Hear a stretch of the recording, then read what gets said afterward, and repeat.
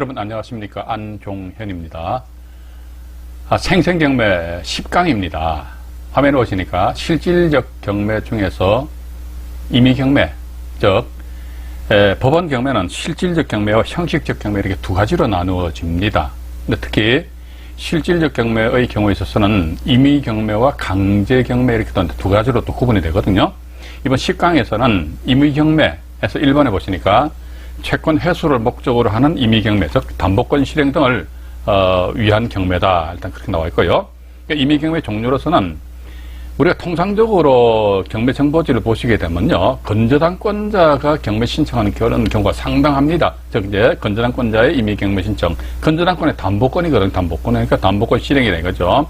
또 두 번째 가등기는 두 가지가 있습니다. 종류가 보존가등기와 담보가등기가 있습니다. 그 중에서 담보가등기권자가 임의경매 신청하는 그런 경우가 있고, 또 세 번째 보니까 전세권자의 임의경매 신청입니다. 전세권을 설정했다 해가지고 무조건 전부 다 임의경매 신청할 수 있는 것은 아니거든요.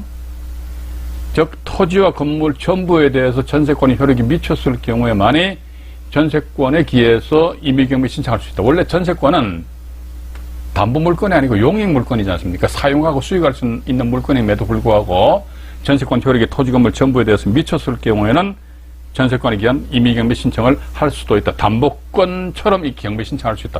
따라서 이런 전세권은 특수한 용익 물건이다. 뭐 이렇게도 이제 이야기를 하고 있습니다. 제가 이어서 건저당권, 또 가등기 담보권, 또 이제 전세권자가 경매 신청한 경매 사례를 가지고 여러분들에게 말씀을 드리도록 하겠습니다. 네, 실질적 경매 중 임의경매 유형에 대해서 경매 사례로서 말씀을 드리겠습니다. 먼저 건저당권자의 임의경매 신청. 경매 정보지를 보시게 되면요, 저당권자가 거의 다 담보권 실행을 합니다. 그렇기 때문에 통상적으로 보면 경매 신청이나 임의경매다 그러면 건저당권자의 경매 신청이다 이렇게 나와 있고, 현재 본건의 경매 진행 중에 있습니다. 물건지가 강남구 청담동에 있는 아파트인데요. 면적이 상당히 넓습니다. 83평형인데요. 야, 43억 6천만 원의 1차 감정 가격이지 않습니까? 계속 유찰돼가지고, 오늘이 2021년 4월 6일입니다. 4월 27일이니까 앞으로 아마 한 22일 정도 남은 모양입니다. 최저 매각 금액이 17억 8,500만 원까지 떨어져 있습니다. 이게 아마 뭔지는 몰라도 어떤 뭔가 문제점이 있지 않겠느냐 하는 그런 생각을 가지면서요. 어쨌든 밑으로 잠깐 내려와서 권리관계를 보시겠습니다. 화면을 제가 조금 확대를 해드릴게요. 네. 화면을 조금 확대합니다. 네. 그래서 밑으로 내려와 보니까 이제 여기 보시게 되면은 임의경매 신청해서 법인 같습니다. 저당권을 설정하셨고요. 법인에서 이제 경매 신청을 하셨는데, 법인보다도 저당권보다도 먼저 전세권이 설정한 데 있습니까? 35억입니다. 전세 금액이 35억 원이에요. 35억 원 해가지고. 근데 이분이 배당 요구를 아마 안 한 것 같습니다. 배당 요구를 안 했으니까 이 낙찰자 35억 원 낙찰자 다 인수해야 되는 거예요.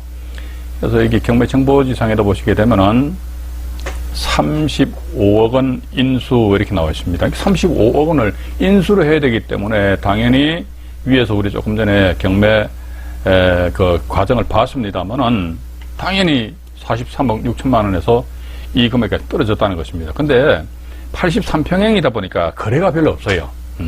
거의 거래가 없습니다. 근데 현재 최근 한 2년 전인가 거래된 게 43억 9천만 원에 거래됐고, 또 근본에 보니까 이제 1차 감정가격이 43억 6천만 원인 것으로 미뤄봐가지고요, 큰 어떤 가격에 대한 변동폭은 없지 않겠느냐 하는 그런 생각을 가지면서, 그럼 여기다가 35억 원을 인수한다는 전자에서 17억 8천만 원이니까 한 18억 정도 쓴다 그러면 어떻게 됩니까? 53억 되니까 이번 기일날도 입찰 들어가면 안 됩니다. 그죠?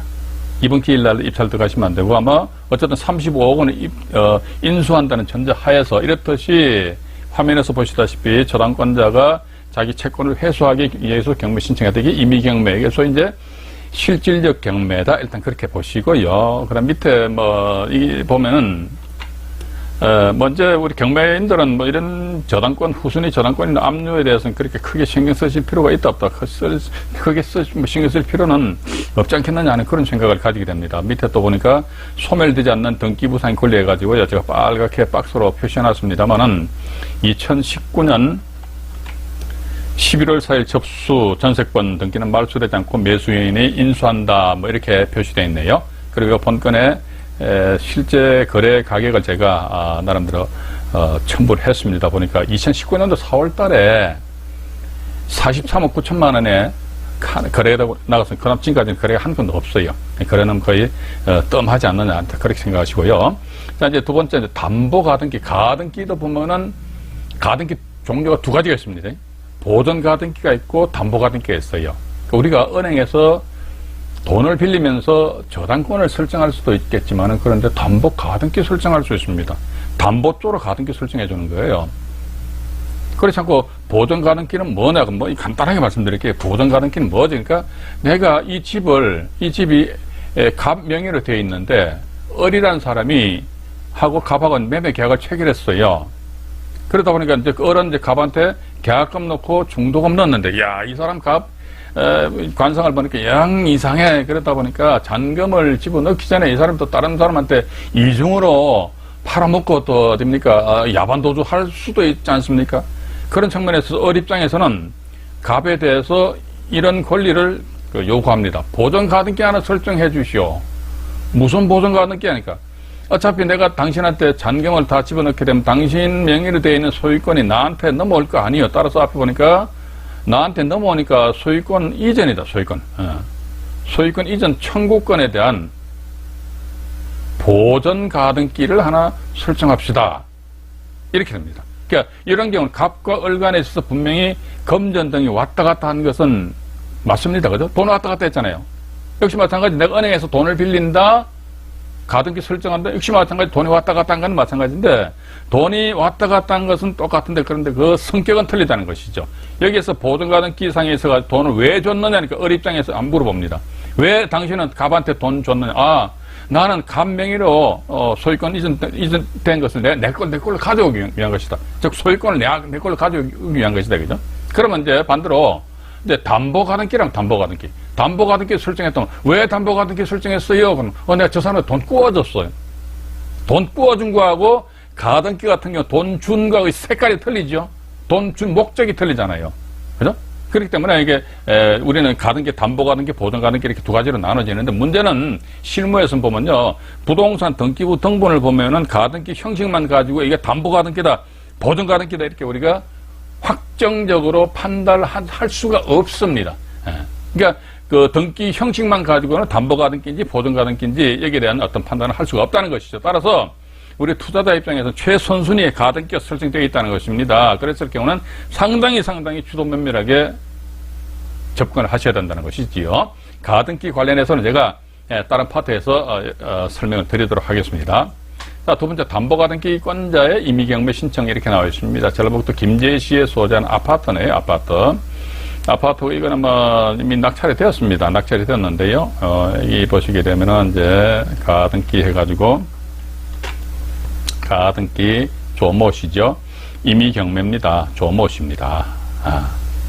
이렇게 되는 거예요. 그러니까 이 사람이 자기가 아마 이분한테 돈을 빌려줬던 모양입니다. 그런데 이분이 현재 소유자죠. 돈을 못 갚았던 모양입니다. 그럼 어떡합니까? 가등기권자 돈 빌려준 사람이죠. 이 사람은 자기 채권을 회수하기 위해서 이렇듯이 경매 신청하는데 청구액이 얼마냐? 이거 보시니까 4,500만 원일 겁니다. 잠깐만요. 화면을 좀 이동할게요. 청구액이 얼마다? 4,500만 원이다. 뭐 일단 이렇게 나와 있습니다.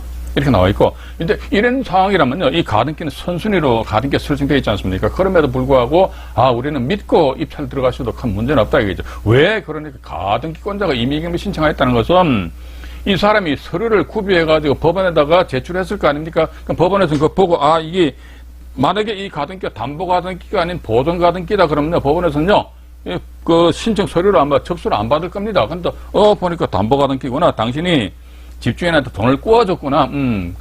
금전 거래했단 말이죠. 그럼 이런 경우는 당연히 이제 담보가등기로서 임의경매 개시 결정을 해준다는 것입니다. 이러한 경우는 우리 100% 믿고 그냥 입찰 들어가셔도 큰 문제는 없지 않느냐 하는 그런 생각을 가진다는 것입니다. 또 두 번째, 가등기 뒤에 그 저당권이 설정됐단 말이죠.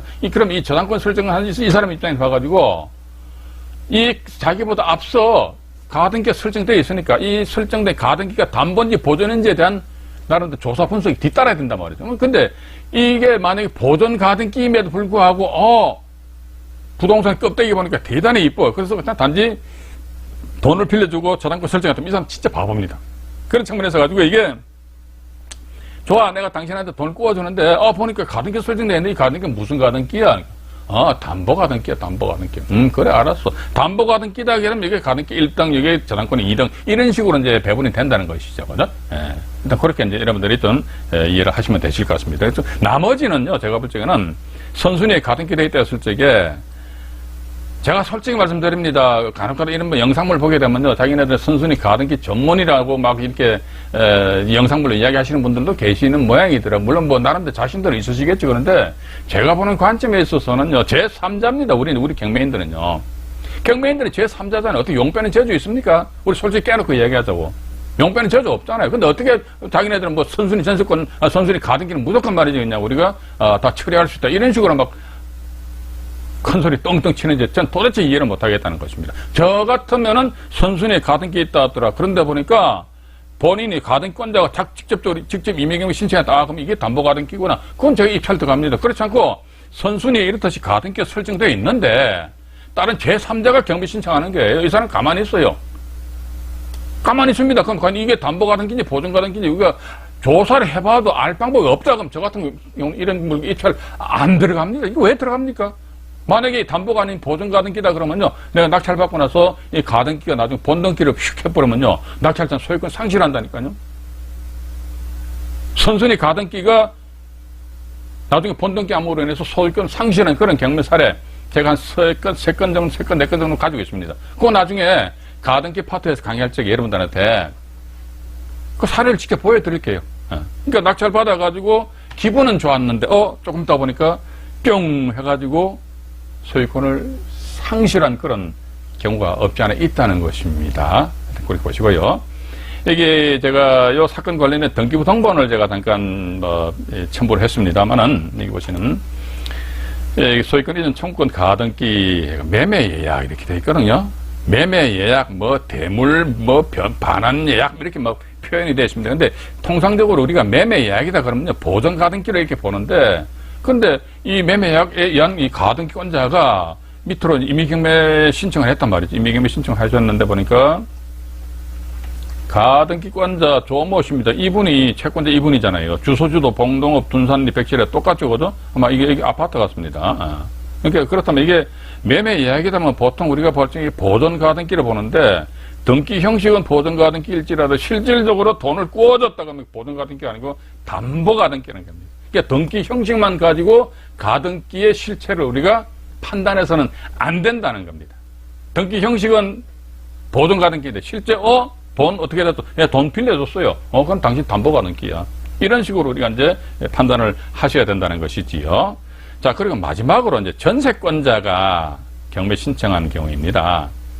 광주지방법원 목포 지원 사건인데 이 사건도 현재 경매 진행 중에 있습니다. 2차 매각기일이 2021년 5월 10일이 2차 매각기일이네요. 1억 360만 원 잡혀 있는데 이 본건은 24평형입니다. 24평형인데 여기에 실제 매매 가격이 감정 가격은 1억 4천. 요거 입찰 들어가시는 분들은요, 실제 가격을 조사 잘 하셔야 됩니다. 감정 가격 1억 4,800 나와 있는데 매매 가격이 보니까 1억 4천 실거래 가격입니다. 1억 4,300만 원 정도로 이렇게 나와 있다는 말이죠. 나와 있는데 일단은 이 건 같은 경우는 전세권자가 경매 신청을 하였습니다. 근데 전세권자가 경매 신청하였는데 밑으로 잠깐 내려가 보겠습니다. 매각 물건 명세서상에 조사된 임차내역이 없다. 전입신고한 임차인이 없다는 겁니다. 없는데 보니까 전세권 해가지고요. 여기 보시게 되면은 법인입니다. 법인에서 최초 1억 4,500만 원으로 해서 전세권 설정하였다가 보증금 500만 원 정액해가지고 1억 5천만 원 이렇게 된 거예요. 그 상태에서 아마 임의경매 신청을 이분들이 1억 5천만 원 임의경매 신청하셨잖아요. 그죠? 하셨는데 이분들은 아마 전세금 1억 5천만 원 다 회수하기는 좀 어려울 것 같습니다. 왜냐면 제가 조금 전에 말씀 안 드렸습니까? 본건에 있어서 24평형인데요. 실제 매매 가격이 한 1억 4,300 정도 잡혀 있고 이게 전세 금액이잖아요. 전세가 1억 1천만 원이에요. 근데 법원에서는 1억 5천만 원 자기 전세금을 회수하기 위해서 경매 신청한 거 아닙니까? 아니 실제 매매 거래 가격이 1억 4,300인데 이금 1억 4,300만 원 이상으로 낙찰되겠습니까? 그건 아니잖아요. 그죠? 그럼 최소한도 뭐 1억 4,300을 보고 여기에 뭐 대체적으로 뭐 1억 한 3천만 원 정도 선에서 낙찰이 된다 할지라도 자기네들은 경매 비용은 차치하고라도 뭐 전액 다 1억 3천만 원 다 배당을 받아간다 할지라도 2천만 원은 미배당이다. 일단 따라서 이런 경우는요.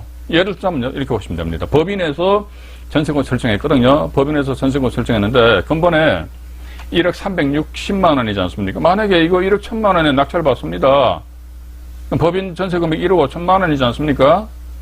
그럼 예를 들어 법인에서 1억 1천만 원 다 배당 받아간다 치자 이거지요. 그럼 1억 1천만 원 다 배당 받아간다 치자 이거죠. 그럼 얼마 남습니까? 법인에서는 나머지 자기네들 전세금 4천만 원은 미회수지 않습니까? 그럼 이 4천만 원을 낙찰자 인수해야 되나? 인수 안 합니다. 인수할 필요 없어요. 왜? 그러니까 법인에서 경매 신청하였죠. 이것은 뭡니까? 민사집행법 91조 제4항 단서 조항에 의하여면 선순위 전세권은요, 본문에 보면은 원칙은 인수가 되는데 단서 조항을 보게 되니까 법원에다가 채권계산서, 권리신고및 배당요구 신청서 제출하면요, 전세권은 경매시 매각으로 소멸돼요. 자, 그러면 전세권자가 경매 신청하였다, 낙찰자가 대금을 납부한다, 그러면 대금 납부한 것 동시에 전세권 소멸합니다. 근데 여기 보니까 임차인으로서 전입신고한 사람은 없다는 것이죠. 물론 그렇습니다. 주택임대차 보호법 규정을 보게 되니까요. 중소기업 기본법에 의해서 중소기업의 직원의 숙소로 사용하게 하기 위하여 주택을 임대차 계약을 체결할 때 이때는요. 중소기업도 법인이지 않습니까? 법인임에도 불구하고 주택임대차 보호법에 의한 임차인의 지위를 가집니다. 단 뭐다 대항력을 갖추기 위해서는 뭐다 그 직원이 전입신고를 해야 돼요. 중소기업 직원이 전입신고해야지만 그 중소기업 직원의 전입신고로서 임차인으로서 대항력을 법인의 주장을 할 수 있다는 것입니다. 근데 본건 보시니까 여기 보시면 제가 빨갛게 표시 안 해놨습니까? 매각물건 명세서상이 조사된 임차인에게 없다 이렇게 나와 있거든요. 그럼 전입신고한 사람은 없다는 거 아닙니까? 따라서 4천만 원에 대해서는 4천만 원을 인수하느냐? 인수한다면요. 이 사람도 어떤 권리를 가지고 있어야 돼요. 어떤 권리가 살아 있어야 됩니다. 근데 전세권 경매 신청했죠. 그럼 전세권 죽어요. 전입신고 안 했죠. 임차권 없잖아요. 그럼 4천만 원도 이제 빠이빠이 없어진다는 겁니다. 따라서 내가 만약 1억 1천만 원에 낙찰 받는다 그러면요, 이로써 이제 이 사람들이 1억 1천만 원 받고 나머지 한 4천만 원 정도는 자기네들이 이제 결손을 떠는 수밖에 달리 방법이 없지 않느냐. 참고로 저는 그렇게 봅니다. 이게 전세권이 보면요, 이 법인이 전세권 설정한 경우가 있고 또 개인이 전세권을 설정한 그런 경우가 있는데 이 개인이 전세권만 설정하고 전입신고를 안 한 경우가 있고요. 법인도 역시 마찬가지 전세권만 설정하고 직원이 전입신고를 안 하는 그런 경우가 있습니다. 그런데 개인이든 법인이든 그 전세권자가 임의경매 신청을 하였을 경우에 그런 거 여러분들 투자 타깃으로 삼으시기 바라겠습니다. 잘만 하면은 100원 투자해가지고 150원, 200원 벌 수 있을까요? 경매 시장에 있어가지고. 제가 이런 이야기를 간혹가다 누구한테 얘기하면요, 저거 뻥친대요. 사기 치지 말아요. 아니, 사기 아니라니까요. 아니, 100원 투자해가지고 150원, 200원 벌 수 있는 방법이 있다는 것입니다. 뭐냐? 그제 앞으로 제가 차근차근 여러분들에게 말씀을 드리도록 하겠습니다. 이번 시간에는 생생경매 10강이었습니다. 경매의 종류에서 실질적 경매, 그 중에서도 임의경매, 그러니까 저당권자가 경매 신청한 경우, 또 담보가등 기권자가 경매 신청한 경우, 또 전세권자가 임의경매 신청한 경우 이렇게 세 가지로 나누어서 말씀을 드렸습니다. 다음 회차 때는요, 강제경매 신청한 사례에 대해서 말씀을 드리겠습니다. 예를 들자면 담보 가등기권자임에도 불구하고 그 강제경매 신청한 그런 경우도 있습니다. 또 아파트 등 집합 건물에 전세권을 설정하였음에도 불구하고 이런 사람들이 강제경매 신청하는 그런 경우가 있을 수 있습니다. 그런 사례를 가미해서 여러분들에게 말씀을 드리도록 하겠습니다. 아직 안정현 경매TV의 구독자가 아니신 분은 화면 우측 하단에 붉은색 구독 버튼을 꾹 눌러주십시오. 더 좋은 경매 방송으로 보답하겠습니다.